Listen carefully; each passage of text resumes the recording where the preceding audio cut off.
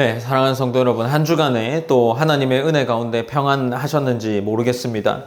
매주 들려오는 이 말씀들이 여러분의 삶의 방향과 목적을 변화시키는 그러한 말씀이 될 수 있기를 원합니다. 우리가 오늘 주일도 말씀을 나눌 때에 우리의 삶과 또 우리의 목적이 하나님을 더 향할 수 있는 귀한 시간이 되기를 소망합니다. 우리는 계속해서 갈라디아서의 말씀을 살펴봐오고 있습니다. 갈라디아서의 시작은 바울이 자신의 사도직을 사람에게서 난 것이 아니고 하나님께서 난 것, 곧 그리스도에게서 난 것이라고 이야기를 했죠.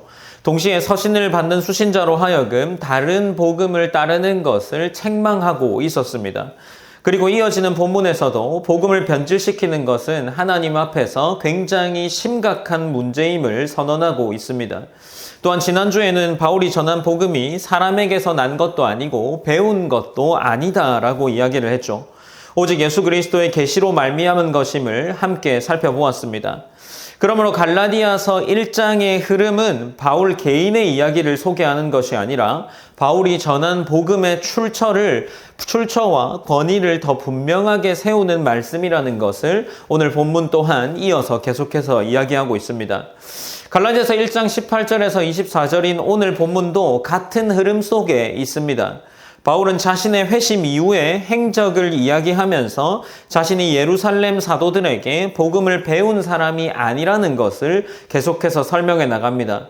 아마도 앞서 이야기한 것처럼 거짓 교사들이 바울 자신의 사도직과 복음의 정통성을 공격했기 때문에 오늘 이어지는 이 본문도 바울은 자신이 전하는 복음이 진정한 복음임을 증거하고 있습니다.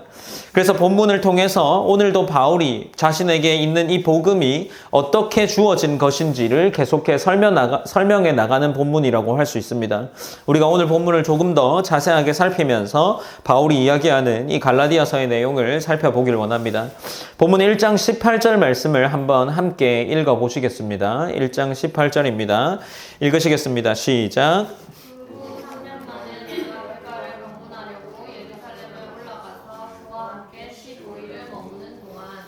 네, 본문 1장 18절에서는 그 후 3년 만에 라는 말로 시작되고 있죠. 이 사실을 거듭 말하는 이유는 거짓 교사들이 바울을 예루살렘 사도들을 의존하는 인물로 몰아간 것을 염두한 것이라고 생각해 볼 수 있습니다. 바울은 예수 그리스도의 계시로 복음을 알게 되었고 3년 동안이라는 시간, 그 시간 동안은 사도들을 만나지 않았다는 것을 이야기하고 있는 겁니다. 3년 동안은 이방인을 믿게 하는 일을 감당했으리라 짐작할 수 있는 거죠. 그렇게 3년을 보낸 이후에 바울은 예루살렘을 방문하게 되는 겁니다. 여기서 방문하다라는 이 단어가 의미가 다양한 단어로 사용되어 있습니다. 이 헬라어로 볼 때 이 방문하려고 할 때 이 단어는 조사하다 혹은 묻다, 이야기하다, 알게 하다, 교제하다라는 등의 여러 단어로 여러 의미로 사용된 단어입니다. 그래서 학자들마다 이 단어에 대해서 보고 나서 이 예루살렘을 방문한 이 바울의 태도가 정보를 습득하기 위해서 방문한 것이다 라고 이해하려고 하는 그러한 시도들도 있습니다. 만약 정보를 습득하려 하는 것으로 이해해서 이 본문을 이해한다면 복음에 대해서 더 자세하게 알기 위해서 예루살렘을 방문한 것이 되겠죠.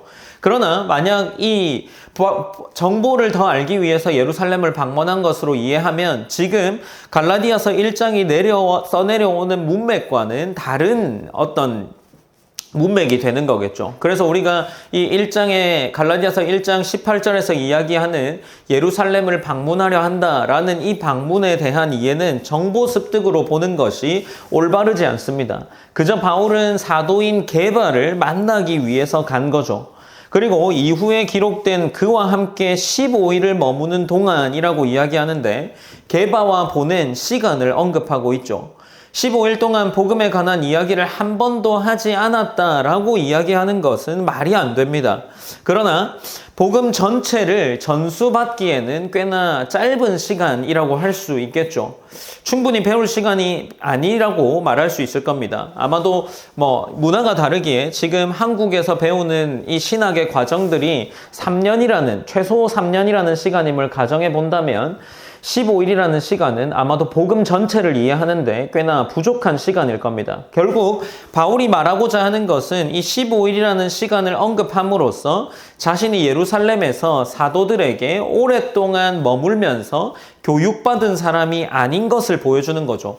그래서 결국에 이 방문이라는 것은 교제를 위한 방문에 더 가깝다라고 생각해 볼 수 있는 겁니다.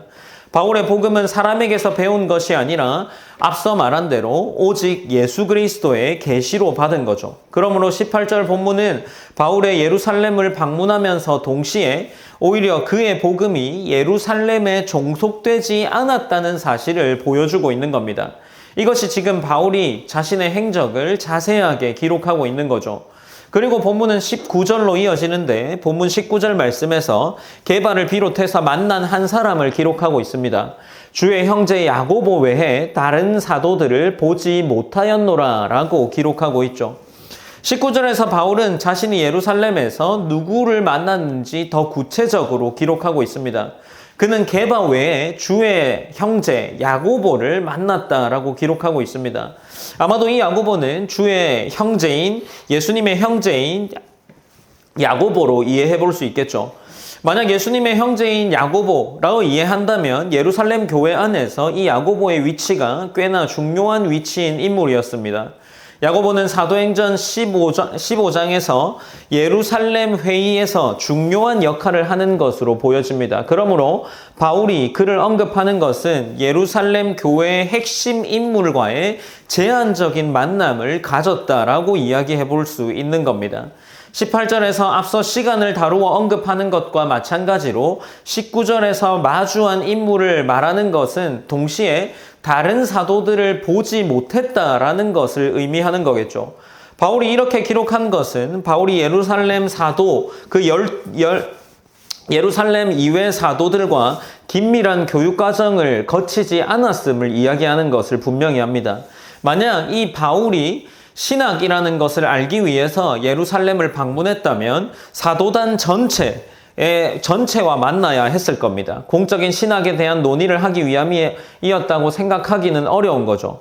그렇다면 이 두 사람만 만나서 만약 신학을 나누었다라고 논의를 한 후에 결정을 했다라고 보는 것은 조금 어색한 이해가 될 겁니다. 결국에 헬라어 본문에서 보지 못했다라고 이야기하는 것은 직접적인 만남이 없었음을 이야기하고 결국에 바울이 이렇게 이야기하는 것은 그의 이 복음에 대한 이해, 복음에 대한 주장이 어떤 구체적인 자신의 경험, 곧 예수 그리스도의 계시로부터 비롯된 것임을 분명히 이야기하고 있는 겁니다. 바울이 이렇게 기록한 것은 예루살렘의 권위를 부정하겠다라고 이야기하는 것이 아니라 자신의 믿는 이 복음이 그 예루살렘의 권위에서 파생되어 나온 것이 아님을 이야기하고 있는 겁니다. 바울은 다른 사도들과 분리된 복음을 전했다라기보다 같은 복음을 하나님께로부터 직접 전수받았다는 사도로서 서 있는 것입니다. 따라서 19절은 바울의 독립성과 이 연합성을 동시에 보여주게 되는 거겠죠. 그는 예루살렘 사도들에게 복음을 배운 사람이 아닙니다. 그러나 동시에 그는 예루살렘 교회의 핵심 인물들과 완전히 단절된 사람도 아니라는 것을 오늘 본문 18절과 19절이 보여주고 있는 겁니다. 바울은 자신의 복음이 사람에게서 온 것이 아님을 강조하면서 하나님께서 세우신 질서, 교회의 질서를 부정하지도 않고 있는 겁니다. 결국 바울이 이 예루살렘에 3년이라는 시간 이후에 올라간 것은 그리고 그곳에서 게바와 이 야고보만 만났다라는 이 이야기는 자신에게 있어서 이 복음이 사람에게서 비롯된 것, 배움에서 나온 것이 아님을 더 분명하게 이야기하기 위해서 자신의 이 행적을 기록해 내려가고 있는 겁니다. 이제 본문은 1장 20절로 이어지는데 이 1장 20절 말씀은 한번 함께 읽어보시겠습니다. 읽으시겠습니다. 시작.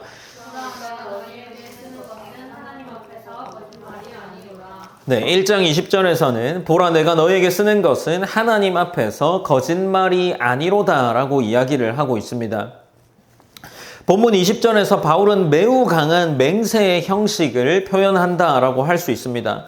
보라라는 말은 독자의 주의를 집중시키는 표현이죠.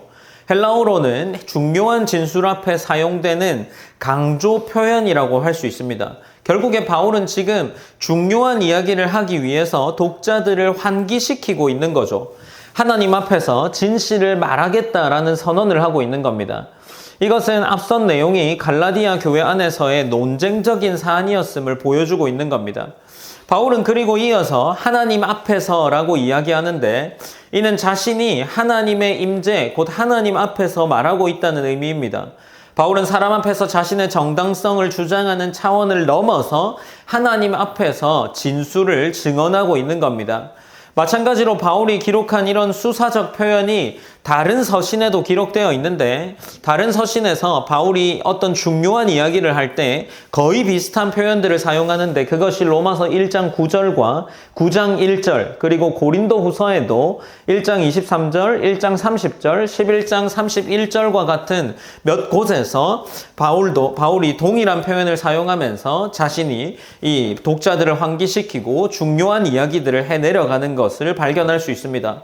결국에 바울이 이러한 표현을 사용한 것은 자신의 행적과 복음의 출처에는 조금도 거짓이 없다라는 것을 밝히고 있는 겁니다. 바울이 이처럼 강한 표현을 사용하는 이유가 무엇이겠습니까? 계속해서 말해오는 것처럼 갈라디아 교회 안에서 바울의 사도직과 복음의 정통성을 흔들려는 주장이 있었기 때문입니다. 거짓 교사들은 아마도 바울이 예루살렘 사도들에게 복음을 배웠으면서도 그것을 변형했다라고 주장했을 가능성이 있을 겁니다. 혹은 바울이 예루살렘 사도들보다 열등한 권위를 가졌다라고 말했을 수도 있겠죠. 그래서 바울은 자신의 과거 행적을 하나하나 밝히면서 하나님 앞에서 거짓이 아니다라고 선언하고 있는 겁니다. 이것은 단순히 자기 방어가 아니라 복음이 진실한 것, 복음의 순수한 성을, 그런 복음 순수성과 진실성을 지키기 위한 바울의 증언이 내려가고 있는 겁니다. 그리고 바울은 1장 21절에서 계속해서 자신의 행적을 밝혀 내려가고 있는데 이렇게 기록됩니다. 그 후에 내가 수리아와 길리기아 지방에 이르렀으나 라고 기록을 하죠. 21절은 다시 바울의 이동 경로를 설명하고 있습니다. 바울은 예루살렘에 오래 머문 것이 아니라 그 후에 수리아와 길리기아 지방으로 내려갔다라고 이야기를 하고 있습니다. 여기서 그 후에라는 표현이 다시 한번 등장하는데 계속해서 시간적인 순서, 사건의 순서를 차례로 보여주고 있는 겁니다. 바울은 자신의 회심 이후에 행적을 시간의 흐름에 따라 정리해 내려가고 있죠. 이것은 계속해서 말하는 것처럼 자신의 복음이 사람에게서 온 것이 아님을 입증하기 위한 설명이 되기 때문입니다.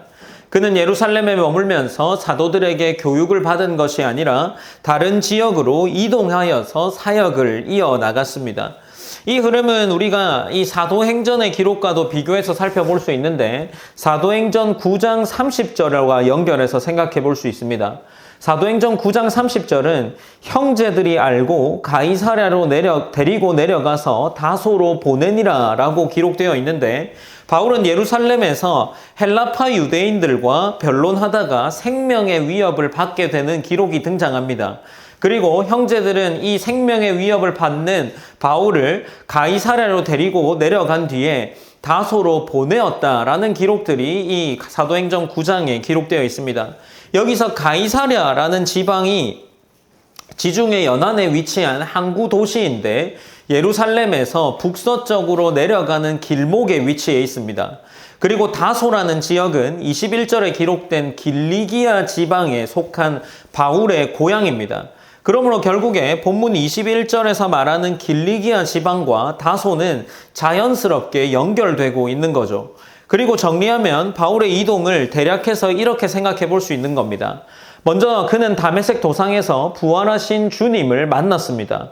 이후 다메섹에서 복음을 전하다가 이 앞선 본문에 나오는 것처럼 아라비아로 가게 되었죠.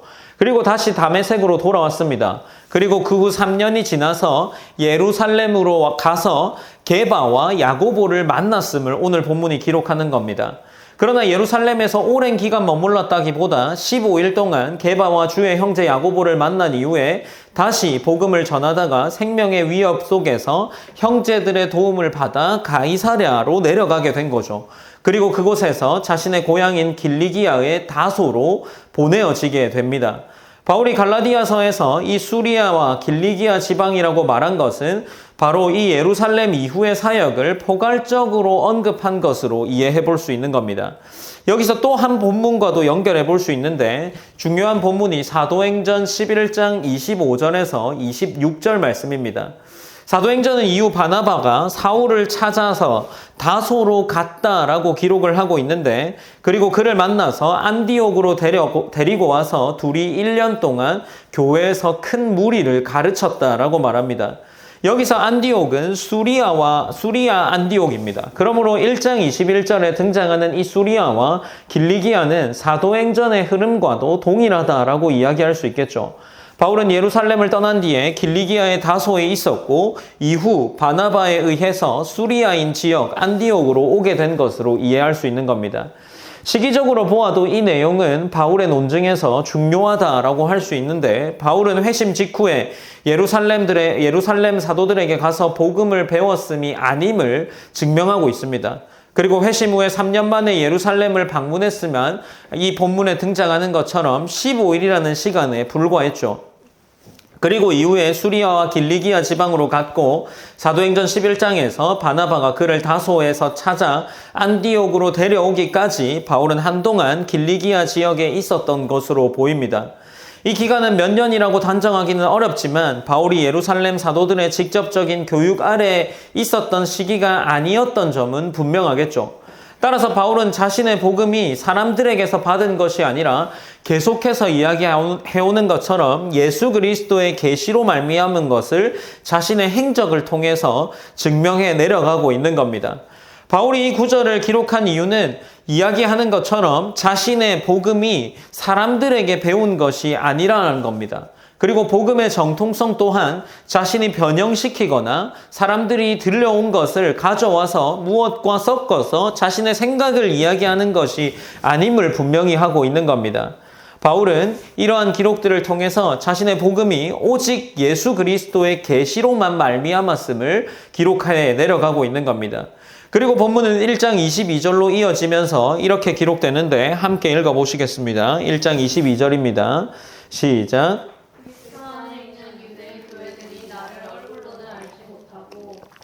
네, 본문은 갈라디아서 1장 22절로 이어지면서 그리스도 안에 있는 유대 교회들이 나를 얼굴로는 알지 못하고 라고 기록합니다. 결국 22절에서 바울은 유대 지역의 교회들과 자신들과의 관계, 자신의 관계를 설명해 내려가는데 그리스도 안에 있는 유대의 교회들이 자신의 얼굴을 알지 못했다라고 기록합니다. 여기서 교회들을 기록할 때 그리스도 안에 있는 이라는 표현을 쓰면서 교회에 대해서 이야기하는데, 이는 이제 이 교회가 그리스도 안에 있다라는 것을 말하면서 자신이 강조해 내려오고 있는 그리스도에 대해서 이야기하며 그것을 교회와 연결시키고 있는 겁니다. 이것이 이 갈라디아서 1장의 본문에도 바울이 그리스도라는 단어를 몇 번 써 내려가는 것과 동일하게 연결된다라고 할 수 있겠죠. 갈라디아서 1장에서 6절과 10절, 12절, 16절에 보면 동일하게 바울은 그리스도를 강조해 내려가고 있습니다.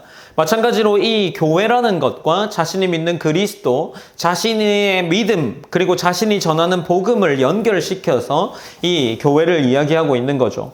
결국에 이 말하는 것은 바울이 자신이 전하는 복음이 교회와 무관하지 않다는 것을 이야기하고 있습니다. 그리고 22절 본문에서 이 유대의 교회들이 나를 얼굴로는 알지 못한다라고 기록하는데 직접 만나는 이런 관계가 아니었다라는 것을 기록하고 있습니다. 영어 번역을 참고해서 볼 때도 마찬가지로 이 번역들은 직접, 몸소, 혹은 개인적으로 라고 번역된 것들을 볼 때 이 그리스도 안에 있는 교회들은 일단 바울을 제대로 알지는 못했다라는 것을 보여주고 있는 거죠. 그러니까 이 바울이 이러한 표현들을 사용해서 내려가는 것은 결국에 복음은 그리스도와 연결되어 있음을 증거하고 있는 겁니다.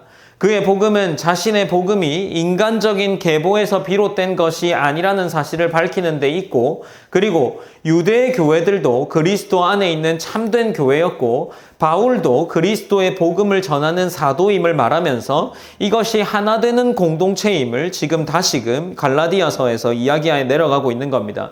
결국 이 갈라디아 교회에서 이야기하고 있는 이 바울의 복음은 유대의 교회들, 또 무관하지 않는 동일한 복음을 전하고 있다라는 것을 바울이 이야기해 내려가는 거죠. 그리고 이 자들이 바울에 대해서 듣게 되는데 1장 23절에 보면 다만 우리를 박해하던 자가 전에 멸하려던 그 믿음을 지금 전한다함을 듣고 라고 기록합니다.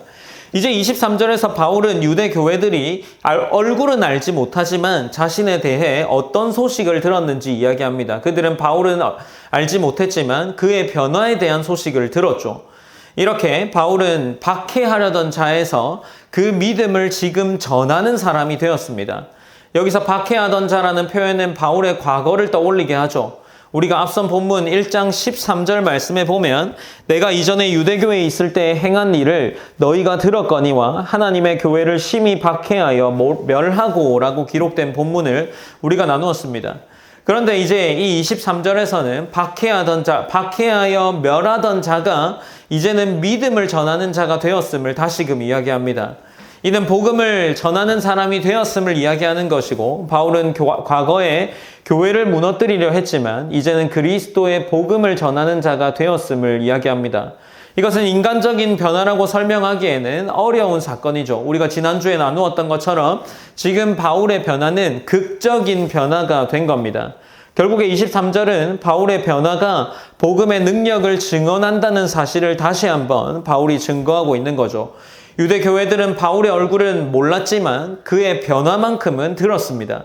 이것은 바울의 복음이 사람에게서 온 것이 아니라 사람의 복음은 자신을 변화시킬 수 없었다라는 것을 분명하게 하고 있는 거죠. 사람의 설득으로는 교회를 멸하려던 자가 믿음을 전하는 자가 되기 어려움을 이야기합니다. 결국에 바울이 이렇게 변한 것은 오직 예수 그리스도의 계시가 자신을 변화시켰고 자신의 이 오직 그리스도를 전하는 이 알게 한 계시만이 자신이 지금 전하는 복음의 내용이라는 것을 더 분명히 하고 있는 거죠. 이러한 변화들을 볼 때 지금 1장 24절에서 이 유대 교회들이 한 행동이 무엇이냐고 물어볼 수 있겠죠. 1장 24절에서 기록하기를 나로 말미암아 하나님께 영광을 돌렸다라고 기록을 하고 있습니다. 24절은 결국에 이 단락의 결론인데 유대 교회들은 바울의 변화의 소식을 듣고 하나님께 영광을 돌렸습니다.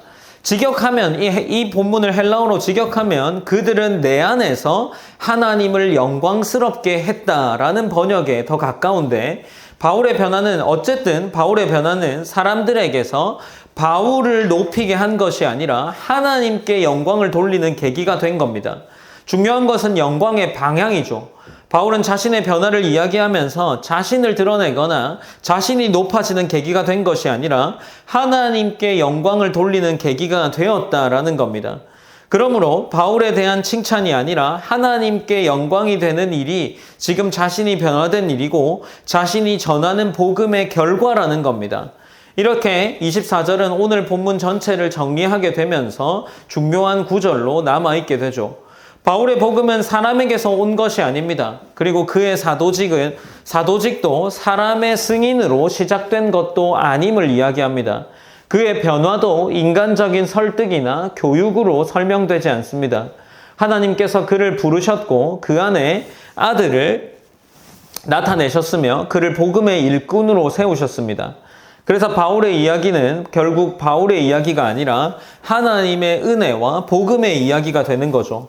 그러므로 성도의 삶도 마찬가지로 자신을 드러내는 이야기가 아니라 하나님께 영광을 돌리는 이야기가 되어야 합니다. 오늘 본문은 마찬가지 18절로 24절까지의 본문을 기록하면서 3년 만에 라는 이 구절을 통해 지금 바울이 자신이 하나님께 받은 복음으로 3년 동안 먼저 사역했음을 이야기하면서 사람으로 비롯된 복음으로 이야기하지 않습니다. 그리고 단순히 그가 독립적으로 복음을 전한 것도 아님을 증거하는 거죠.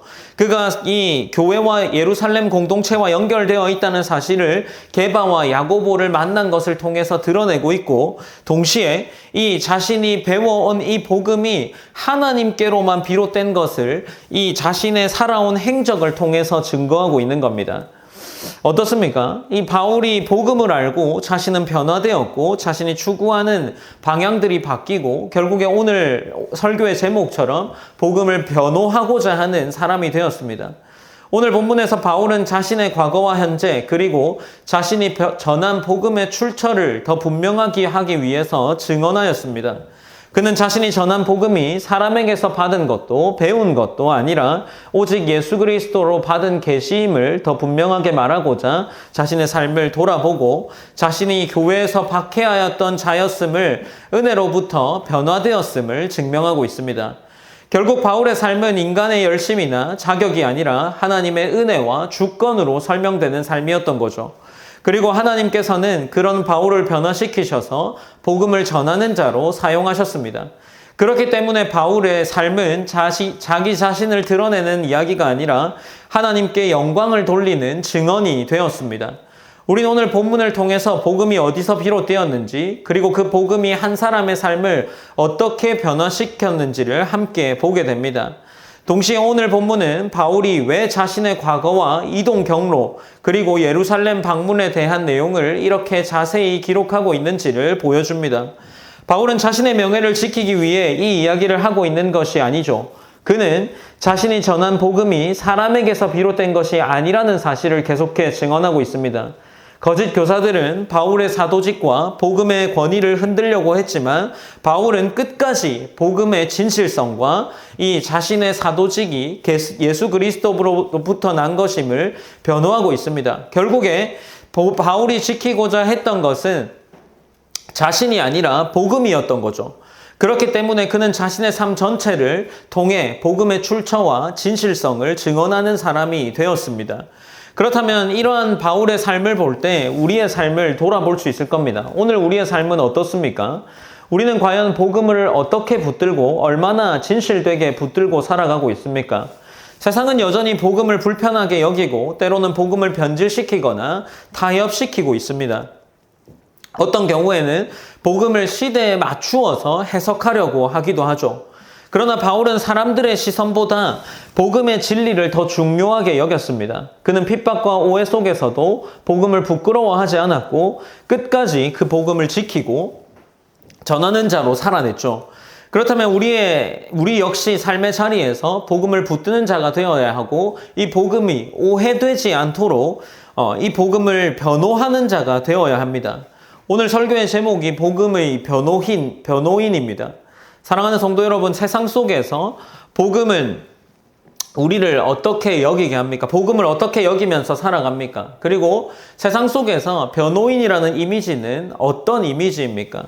변호인이라는 이미지는 끝까지 이 죄를 지은 사람이라고 여겨지는 사람의 편에 서서 끝까지 의뢰인을 위해서 서 있는 사람이라고 할 수 있습니다. 그런 역할이 변호인이라면 오늘 우리의 삶은 복음의 변호인이라고 여겨지는 그러한 모습으로 나아가고 있습니까?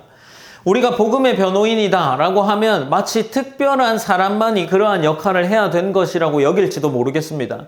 사역자들이 하거나 혹은 선교사들이 하거나 복음에 정말 열정적인 사람, 미쳐있는 사람만 그러한 역할들을 할 것이라 생각할지도 모르겠습니다.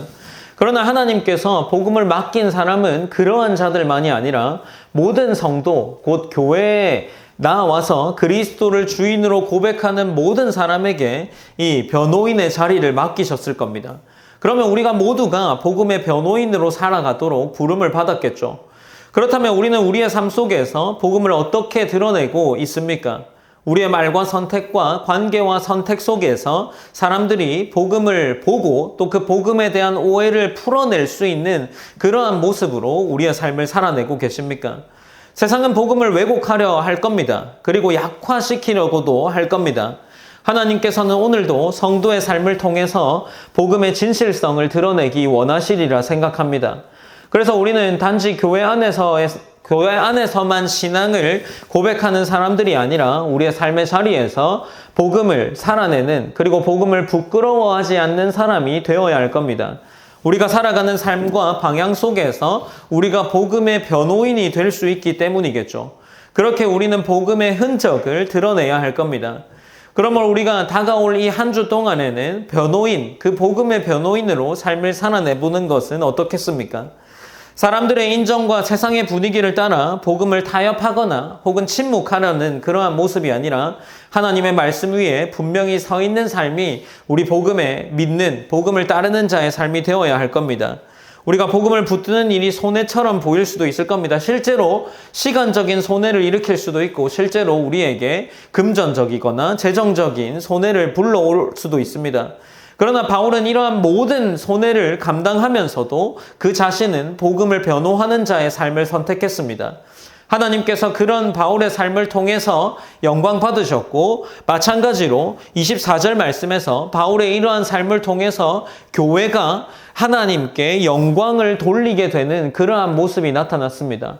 우리가 만약 복음의 변호인이라는 삶을 자처해서 살아낸다면 누군가는 우리의 삶을 보고 복음을 통해 살아가는 우리의 삶의 모습이 하나님께 영광됨을 나타내고 그 하나님께 영광됨을 찬양해 주지 않겠습니까? 우리의 삶이 이러한 삶이 되어야 하지 않을까 싶습니다. 하나님께서는 우리의 완벽함보다 아마 복음을 붙들고 살아가려는 믿음의 태도를 보시고 또 그러한 믿음의 태도를 사용하실 겁니다. 그렇기 때문에 우리는 세상 속에서 복음을 부끄러워하지 않는 그러한 복음의 변호인으로 살아낼 수 있을 겁니다. 한 주 동안의 삶을 살아갈 때 우리의 삶과 입술로 복음을 드러내며 또한 복음을 기억하며 복음을 증거하는 그러한 성도가 되시기를 바랍니다. 우리가 오늘의 말씀을 붙들고 기도하며 또 결단하며 나아가길 원합니다. 또 우리의 삶을 돌아보시면서 나아가길 원합니다. 우리의 삶은 어떻습니까? 바울은 일평생 복음을 알게 되고 그가 복음을 믿고 또 다메섹 도상에서 예수 그리스도를 만난 이후에 전혀 다른 방향으로 그의 삶을 이끌어 갑니다. 그가 아마 그러한 삶을 살기 원했을까라는 삶을 생각을 해본다면 아마도 그도 불편함이 있었기에 어려움들을 경험하면서 내가 굳이 이렇게 살아야 할까라는 생각을 하지 않았을까 싶습니다. 그러나 그 복음이 너무나도 가치 있고 그러나 그 복음이 너무나도 자신에게 은혜로 다가왔기에 그가 그렇게 살 수밖에 없도록 만든 것이 복음이 아니겠습니까? 우리가 만약 이러한 삶의 방향성이나 목적이 변화되지 않았다면 우리는 이 복음이라는 것이 우리 개인에게 그리고 우리가 살아가는 삶 속에서 가치 있게 여겨지지 않은 것이라고 말할 수밖에 없을 겁니다. 우리가 기도해야 할 것은 무엇이겠습니까? 하나님, 우리가 이 복음이라는 것이 우리의 삶을 뒤흔들 만큼 그것이 은혜로 여겨지기를 기도해야 하지 않을까 싶습니다. 그것이 정말 은혜이고 그것이 정말 복음이라는 소식이 우리에게 진정 기쁨으로 여겨진다면 우리가 어찌 복음을 전하지 않을 수 있겠습니까? 우리의 삶이 어찌 변화되지 않을 수 있겠습니까? 우리가 함께 기도할 때에 하나님, 우리가 알고 있는 이 복음, 이것이 단순히 우리가 아는 지식에 머물러 있지 않기를 기도했으면 좋겠습니다. 우리가 아는 이 복음이 하나님께서 정말 은혜로 여겨질 수 있게 하셔서 우리의 삶을 은혜로 통째로 바꾸어 줄 수 있을 만큼의 힘이 있는 복음이 저희가 아는 복음, 우리 교회가 아는 복음, 내가 전하고자 하는 복음이 될 수 있도록 하나님 인도하여 달라고 우리가 다시금 또 묵상하시면서 기도하시거나 또 통성으로 기도하시거나 기도하실 때에 하나님께 은혜를 구하고 또 도움을 구하면서 이 복음이 우리에게 진정 가치 있는 복음이 되기 원한다라고 기도하면서 나아갔으면 좋겠습니다. 기도하시겠습니다.